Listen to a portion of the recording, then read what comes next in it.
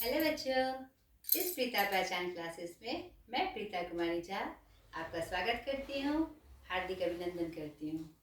आज के इस क्लास में हम व्याकरण सत्र की चर्चा करेंगे, हिंदी व्याकरण सत्र की, जिसमें आज हम जानेंगे एक महत्वपूर्ण अध्याय, व्याकरण का एक महत्वपूर्ण अध्याय संधि के बारे में।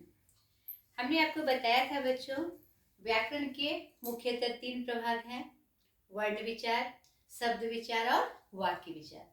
तो पिछले वीडियो में मैंने आपको वर्ण विचार के बारे में सारी बातें बताई थी। वर्ण क्या है, वर्ण कितने प्रकार के होते हैं, वर्ण के भेद कितने हैं, उनका उच्चारण स्थान क्या है।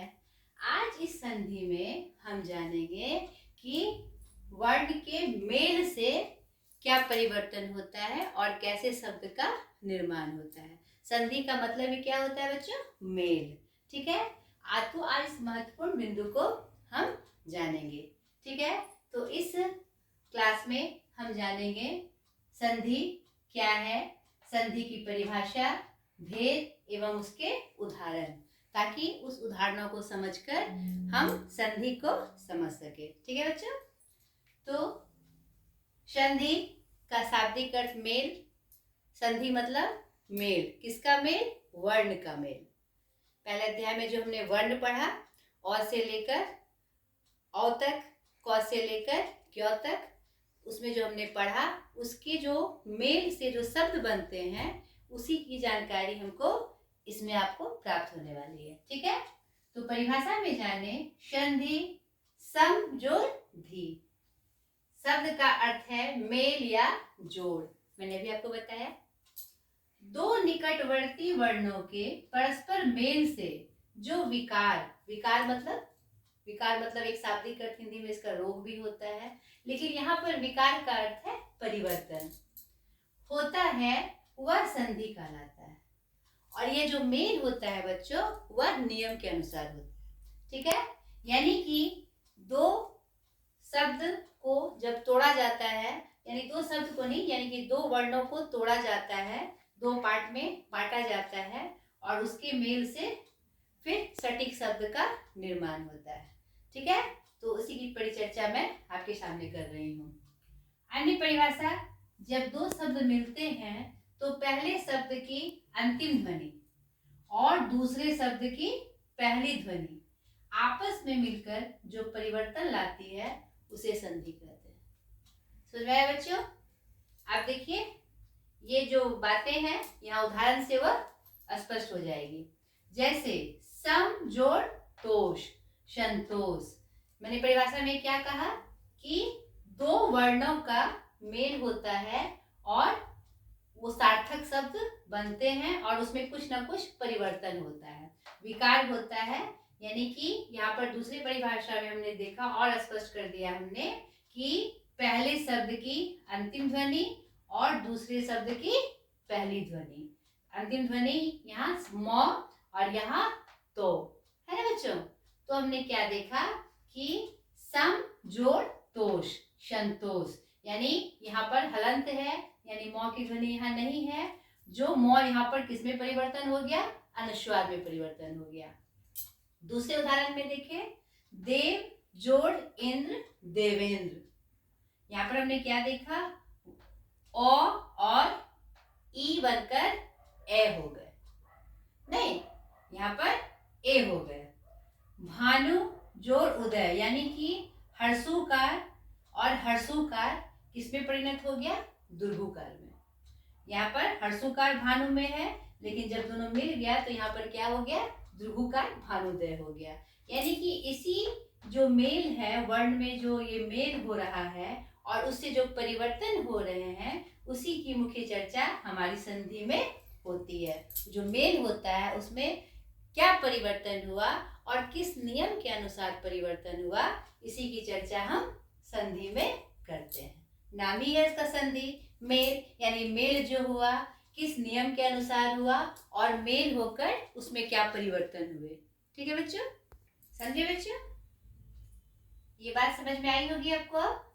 हाँ, एक चीज में और है, ये जो परिवर्तन होते हैं, कभी कभी एक वर्ण में होता है, यानी कि या तो इसमें या तो इसमें, यानी कि अंतिम में या फिर पहले वाले में, या कभी कभी दोनों में होते हैं, कभी कभी दोनों में होते हैं, और कभी कभी दो वर्णों के अलावा तीसरा वर्ण भी हो जाता है, जैसा कि हमने उदाहरण में अभी देखा भी।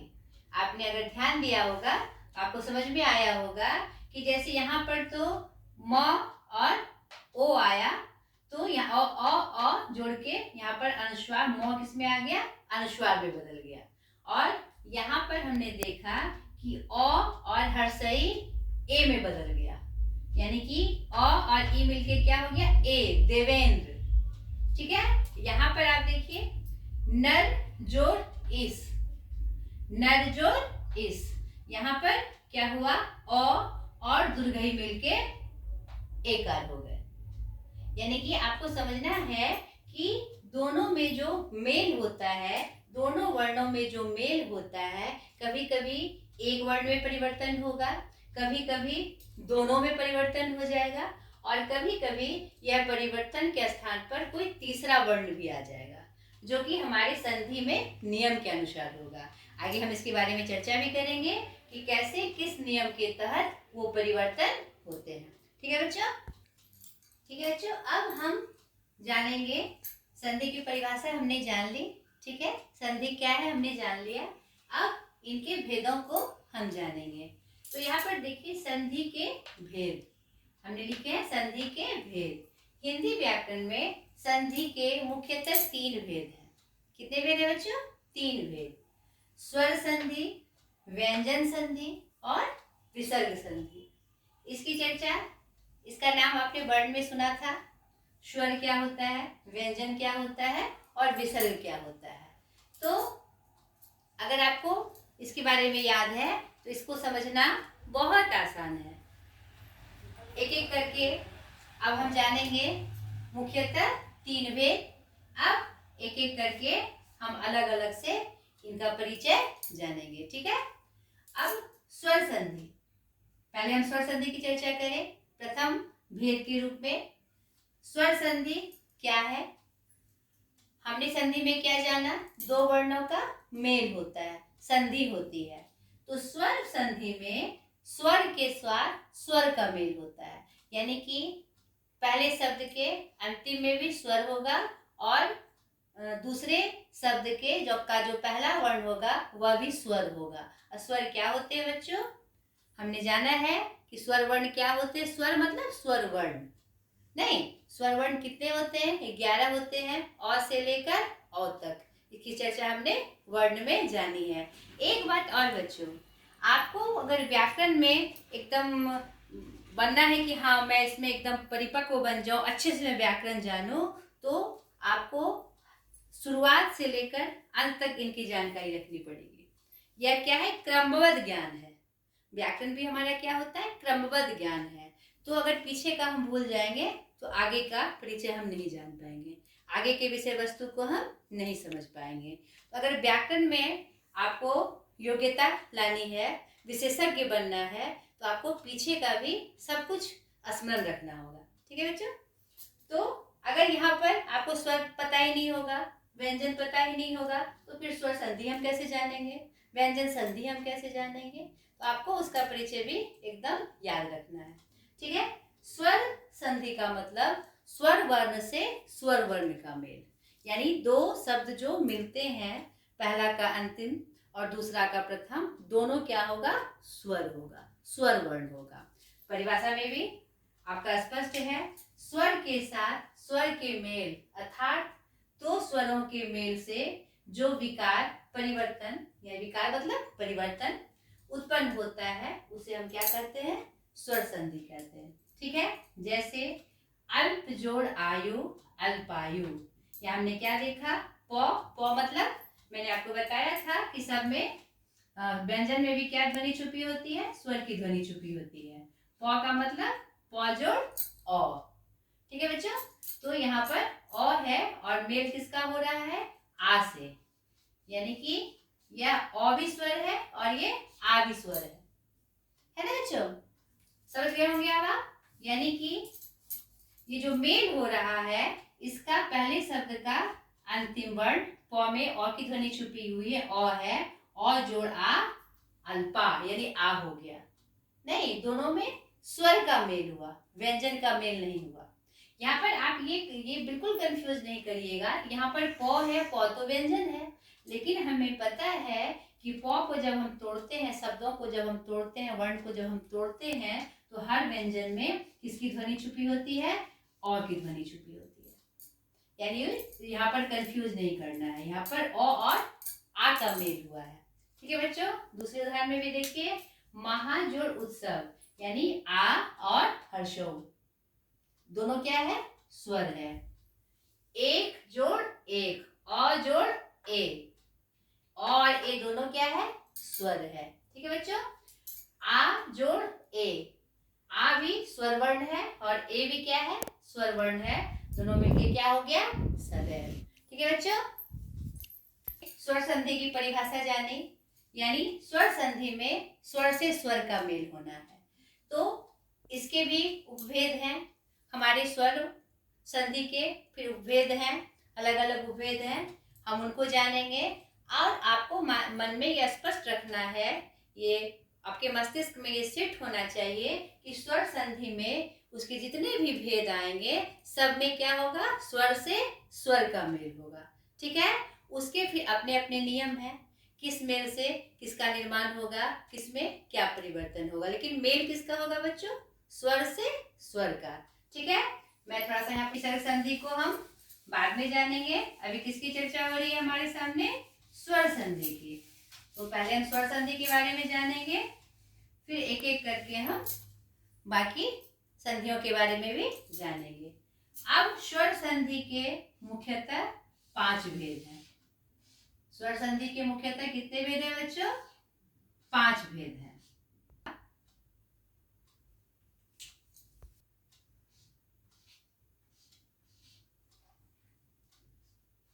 पहला, अब स्वर संधि के 5 भेद, पहला, दूसरा, तीसरा, चौथा और 5वां, यानी कि अब हम स्वर संधि की चर्चा कर रहे हैं। ठीक है, पहला दीर्घ स्वर संधि, दीर्घ स्वर संधि,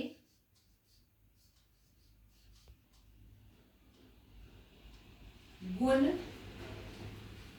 स्वर संधि, शॉर्ट में लिख रही हूं मैं,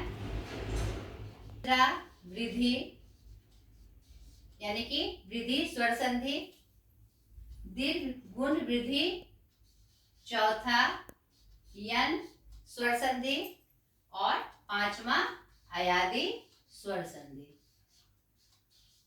मैंने यहाँ पर स्वर संधि लिखा, यानी सब में स्वर संधि जुड़ जाएगा। यानी स्वर संधि के मुख्यतः 5 उपभेद हुए, दीर्घ, गुण, वृद्धि, यन और अयादि।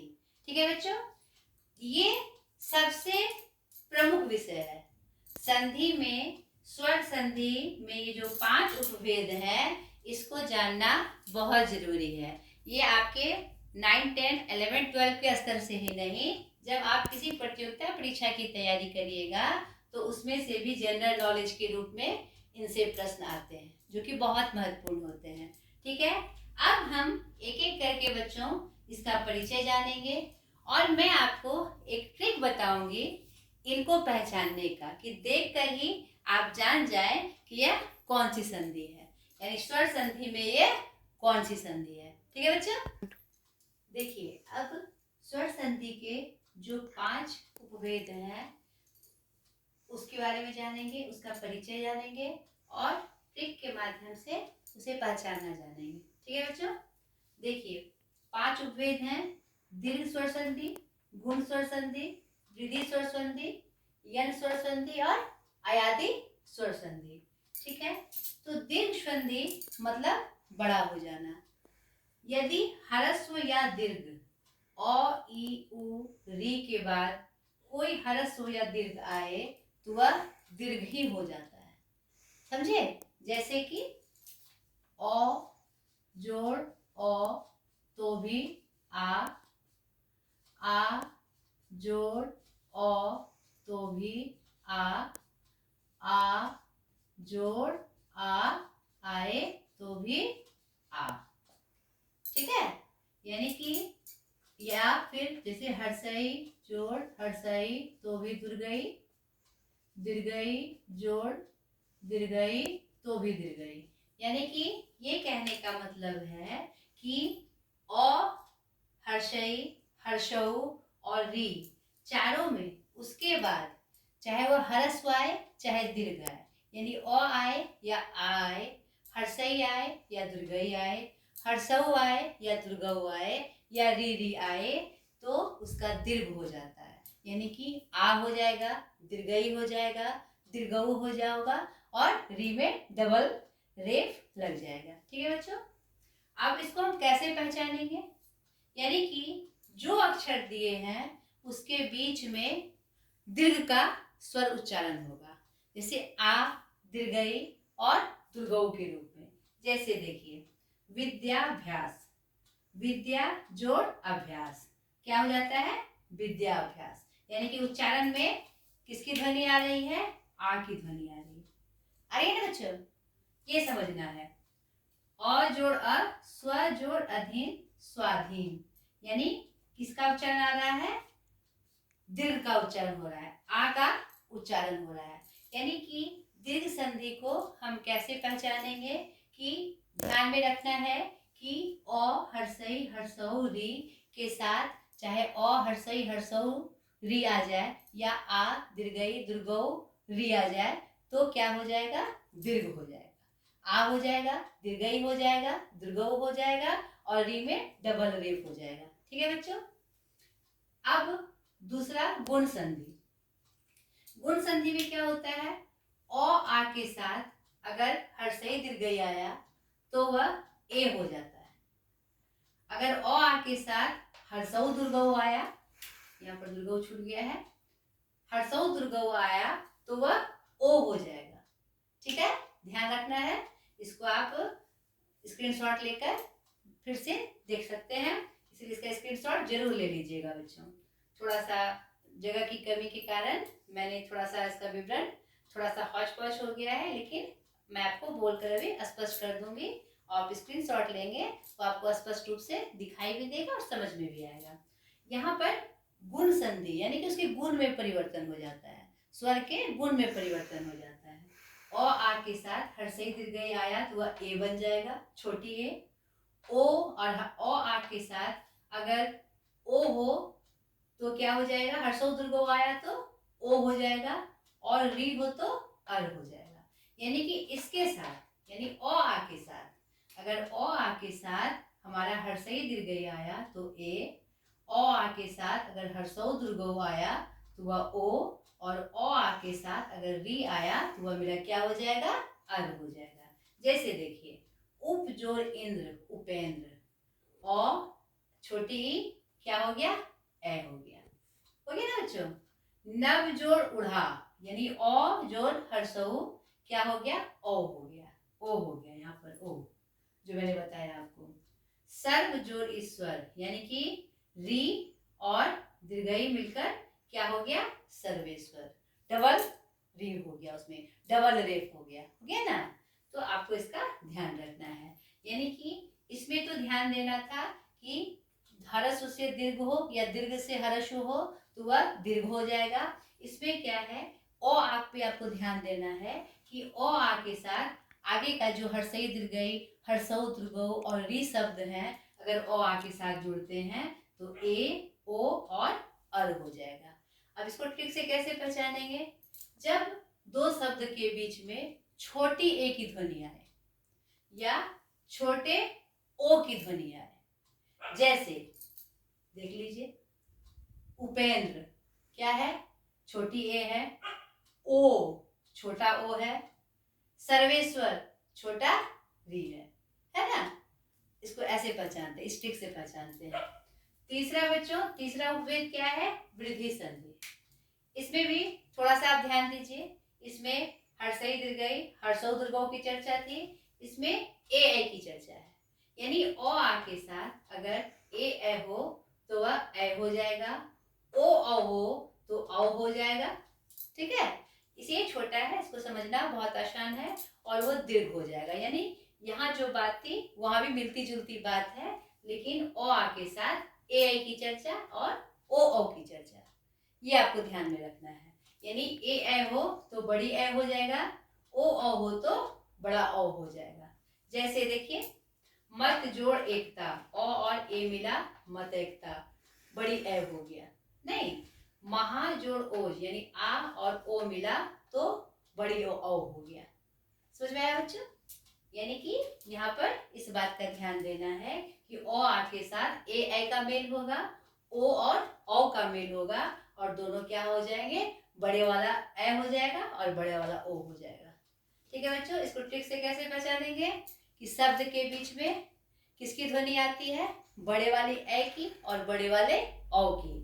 यहाँ देखिए स्पष्ट होता है, ए यानी बड़ा ए, यहाँ ओ यानी बड़ा ओ। स्पष्ट हो गया बच्चों? चौथा देखिए, यन संधि।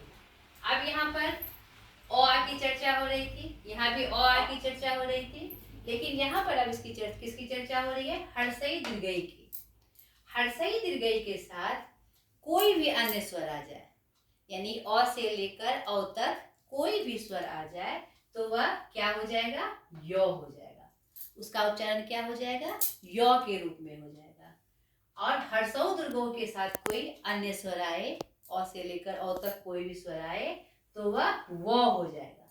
क्या हो जाएगा बच्चों, व हो जाएगा। और री के साथ कोई अन्य स्वर आए तो उसका उच्चारण र की तरह होगा। इसको थोड़ा सा ध्यान से एक बार 2-3 बार के अभ्यास से आपके दिमाग में ये बैठ जाएगा। ठीक है, यानी कि यहाँ पर याद रखना है यन संधि में कि हर्षई दीर्घई, हर्षौ दीर्घौ और री के साथ अन्य स्वरों का मेल होगा। ठीक है, तो जिसका निर्माण क्या हो जाएगा, य, व और र। ठीक है, जैसे देखिए, इति जोड़ आदि इत्यादि, अनु जोड़ ए अन्वय, परि जोड़ आवरण पर्यावरण। क्या परिवर्तन हुआ बच्चों, हर्षई और आ क्या बन गया, य बन गया। बन गया ना, उ और अ व बन गया। नहीं, और ई और आ यानी ई के साथ आ आया, यानी अन्य वन कोई आया तो वह क्या बन गया, या बन गया, पर्यावरण। पर्यावरण हुआ नहीं, पर्यावरण, य में परिवर्तन हो गया। समझ गए बच्चों? इसको ध्यान देना है। इसका ट्रिक क्या है, जब शब्द के बीच य, व, र के साथ कोई अधूरा शब्द आए, इसका ट्रिक बहुत ही मजेदार है बच्चों, ये समझना बहुत ज्यादा आसान है। यानी कि जिस शब्दों जो शब्द आएगा और पहचानने के लिए आपको कहा जाएगा कि ये कौन सी संधि है, यहाँ पर आपको यह ध्यान देखना है कि य, व, र के साथ, य, व, र के साथ कोई अधूरा शब्द आ रहा है क्या, तो वो मेरा यन संधि होगा। जैसे उदाहरण में देखिए, इत्यादि, अधूरा शब्द क्या है, तो, और किसके साथ आया, य के साथ। अन्वय, अधूरा शब्द न, किसके साथ आया, व के साथ। इसी तरह इसको पहचानना आसान है। इस ट्रिक को हम अप्लाई करके यन संधि को बहुत आसानी से पहचान सकते हैं। अंतिम मेरा बच गया बच्चों, अयादि संधि। ठीक है, यहाँ पर जगह छोटा था तो मैंने इसकी परिभाषा ऊपर लिखी है। जैसे, जब ए, ऐ, ओ, औ, ठीक है, यहाँ पर हर्षई दीर्घई तक की चर्चा थी, हर्षौ दीर्घौ और री की। यहाँ पर किसकी चर्चा होने लगी, आगे वाले स्वर की। ए, ऐ, ओ, औ के साथ कोई अन्य स्वर आए तो ए का क्या हो जाएगा, ऐ हो जाएगा। ठीक है, ऐ का बड़ी ए का क्या हो जाएगा, आय हो जाएगा। ओ का क्या हो जाएगा, अब हो जाएगा। और बड़ी ओ का क्या हो जाएगा, आव हो जाएगा। ठीक है, इस बात को थोड़ा सा याद कर लीजिएगा। पहचानना तो बहुत आसान है, आपको एक एक करके मन में सेट रखना है। यहाँ से अ से चलते हुए हम लोग यहाँ औ तक आ गए। नहीं, थोड़ा सा आपको खाली सेट करना है कि किसमें कौन सा वर्ण आ रहा है और किसका मेल हो रहा है। तो हमने क्या देखा, ए, ऐ, ओ, औ के साथ कोई अन्य स्वर आए तो उसमें ये परिवर्तन होते हैं। ए क्या बन जाता है, ऐ बन जाता है, ऐ आय बन जाता है, ओ अब और औ आव बन जाता है। अब इसका क्या ट्रिक है, इसको कैसे पहचानेंगे? मान लीजिए ये याद नहीं रहा और परीक्षा में वो शब्द आ जाए कि ये कौन सी संधि है। इसमें एक बहुत अच्छा ट्रिक है बच्चों जो मैंने तैयार किया है कि उस शब्द के बीच में य और व का उच्चारण जनरली होता है। यानी अयादी संधि में ये नियम तो लगेंगे ही लगेंगे, उसमें एक बात और ध्यान देना है, क्या उसके उच्चारण में य और व का बार बार उच्चारण हो रहा है। जैसे देखिए यहाँ पर हमने उसका उदाहरण दिया है, ने जोर अन नयन, ये क्या किस में बदल गया, ए में बदल गया, नयन। भो जोर अन भवन, ठीक है बच्चों। नय जोर अक नायक, यो में बदल गया। पो जोड़ अन पवन, अव में बदल गया। और चारों में देखिए आपको नयन, भवन, नायक, पवन में किसका उच्चारण हो रहा है, य और व का उच्चारण हो रहा है ना बच्चों। तो ये आसान था ना, ये ट्रिक भी बहुत मजेदार थी ना। थोड़ा सा आपको अभ्यास करने की आवश्यकता होगी और ट्रिक को दिमाग में सेट करने की आवश्यकता होगी, तब आप स्वर संधि को बहुत अच्छे से समझ सकते हैं और सेट करने के बाद आप इसको कभी नहीं भूलिएगा। इस तरीके से अगर आप इसको याद कर लेते हैं तो आप स्वर संधि को कभी नहीं भूलिएगा। ठीक है बच्चों, आज तक के लिए इतना ही। अब फिर सेकंड जो व्यंजन संधि है मैं अगली वीडियो में लेके आऊंगी। और विसर्ग संधि, दो भेद जो प्रमुख भेद बच गए, ये मैंने स्वर संधि की चर्चा की, दो प्रमुख भेद बच गए, व्यंजन संधि और विसर्ग संधि, उसकी चर्चा मैं अगले वीडियो में करूंगी। तब तक के लिए इतना ही। प्लीज अगर आपको ये क्लास अच्छा लगा होगा तो मेरे चैनल को सब्सक्राइब करें, मुझे सपोर्ट करें और मुझे नई पहचान दिलाएं।